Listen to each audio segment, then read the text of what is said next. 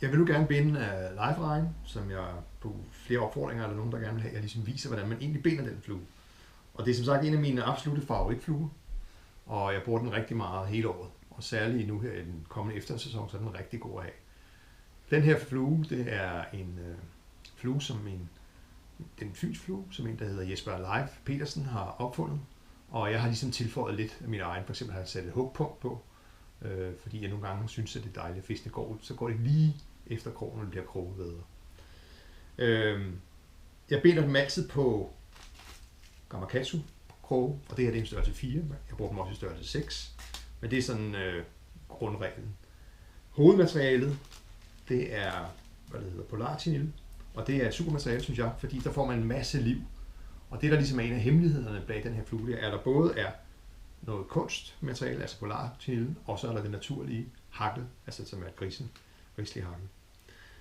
Som hugpunkt, der bruger jeg noget noget ice dubbing, og jeg er særlig begejstret for de der, som netop har noget UV.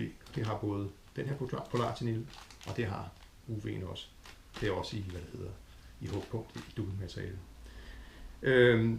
Selve fluen kan laves i mange forskellige farver. Det er kun fantasien, der sætter grænser, og jeg har et par eksempler, der ligger her, og man kan se alle mulige, jeg har fanget fisk på alle farver. De farver, jeg bruger mest lige for tiden, det er dem her. Det er den, der hedder Olive Copper, og den er rigtig god, når det skumrer, altså i tidlig morgen eller sen aften, og den er også med UV. Og så er der den her, jeg bruger rigtig meget her, som også er god sollys, og den hedder bare Olive Brown, men man kan se bindemønstret inde på min side. Selve fluen her, den starter altid med, at jeg giver den lige, det er at starte lidt op her, der giver den lige lidt belastning i form af noget blyfri tråd. Så er der noget, munddelene, det er noget chilfjer, som jeg lige sat ind, og så har den 2 ultra her som følgeord. Derefter så gør man det, at laver jeg først lige det der hugpunkt, og det gør jeg noget, det er bare noget helt almindeligt dubbing, og der laver jeg lige, og jeg laver ikke nogen dubbingløbe, jeg snor det bare lige rundt om tråden, og så skal man huske, når man kommer dubbing på den her måde, man skal pt. Nuller den samme vej, ellers nuller man det igen. Og så har jeg ligesom hugpunktet. Og nu skal jeg have sådan nogle øjne på. Og de øjne, jeg laver, dem laver jeg selv af noget brændt molofil. Og der bruger jeg Stren, fordi Stren det har nemlig også noget fluorescerende effekt, og så får fluen lidt ekstra UV. Og det synes jeg, det giver lige det sidste. Altså jeg har i hvert fald haft stor succes med det der UV. Og dem binder man så bare ind. Sådan lige efter den der dubbede hugpunkt der, eller botten kan man også kalde den. Det laver man bare med nogle 8-talstørn.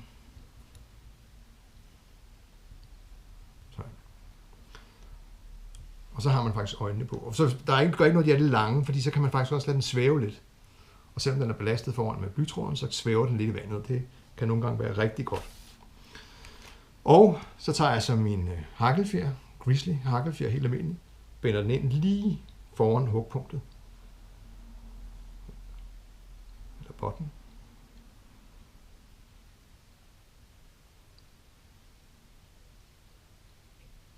Så den sidder der. Og så har man alle de materialer, man skal have på der.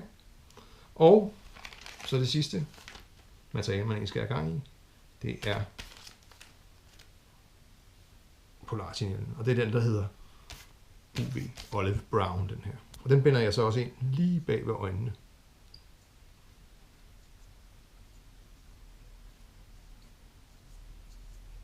Og så kører jeg bindetråden frem til krogeret. Og så følger jeg først efter med polartinellen. Og det er en meget god idé lige at holde med sådan et par fingre her, i det man kører den fremad. Fordi så bliver de der materialer, de bliver låst.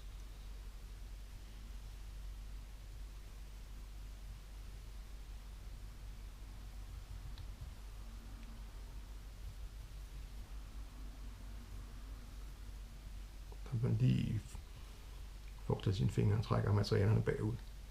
Altså, så låser det sig selv.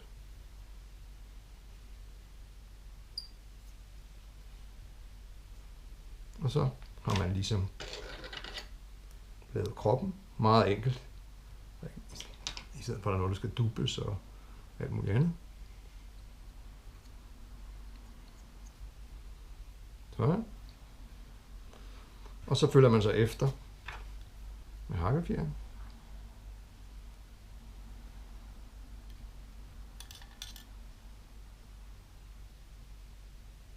Igen sørg for at komme lidt ned mellem polarchinillen. Og det ligner noget af en rodet affære nu. Men når man er færdig, skal man huske at børste den godt igennem med en dubbingbørste eller en gammel tandbørste. Så er man oppe og kan afslutte.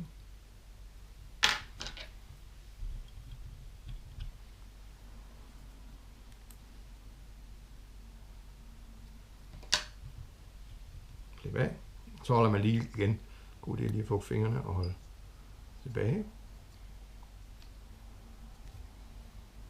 Og I kan ligesom allerede nu se, hvor god en, der er sådan transparent i, og så er den sådan, hvad det hedder, at de der materiale utrolig levende, og når den bliver våd fluen, så ligger de altså ned, så ved hver strik, hver tag du tager, så rejser materialerne og illuderer en masse liv.